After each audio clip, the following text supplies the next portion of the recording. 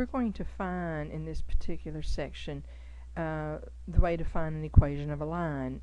And I've got 3 different ways. Some of y'all learned how to do it depending on where you come from, be it right out of high school or in your pre-calc classes, a way to find an equation of a line.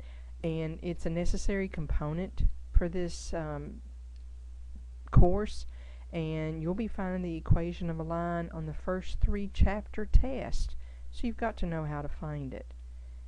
So let's get going.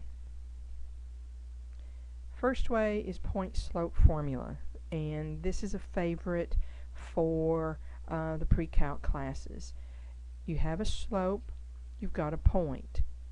You have this formula. This is called point slope formula.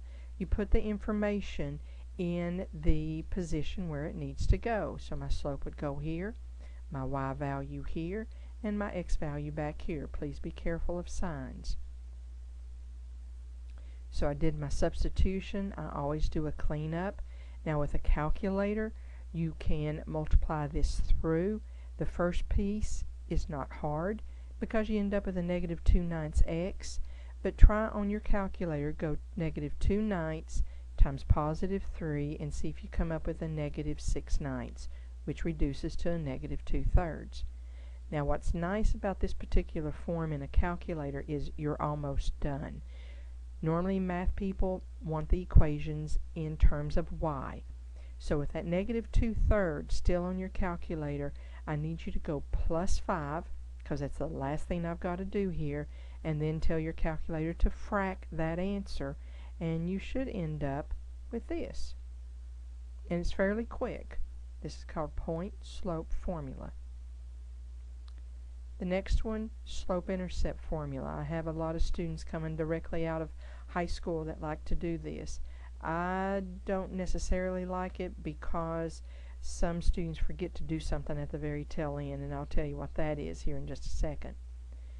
So first thing you're going to have the formula, y equals mx plus b. You put your y value where it needs to go, your slope, and your x value, because if you'll notice, I've got an equation now, and all I need to do is find out what b is. Again, with your calculator, go negative 2/9 times negative 3 and frac it, and you should end up with 6/9 or 2/3. Then, if you go 5 minus 2/3 and frac it, you have your 13/3. Now, why I don't like this form is some students stop right here. If you remember, I need the equation of the line. You've got slope, you now have b, so you need to finish this up with y equals negative 2/9 x plus 13/3. So that's the slope-intercept formula. The last one is the slope formula, which these other 2 actually came from. So here's my slope, here's my point. Here's my slope formula.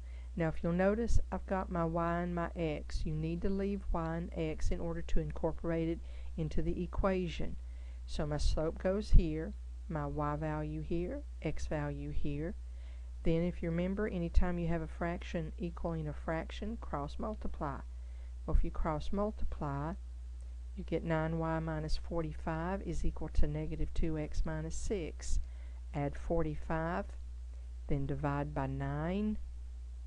And here's a third way of finding the equation. I have a lot of students who like this because all you have to do is remember your slope formula. But regardless of which method you choose, you've got to know how to find the equation of a line. Thank you.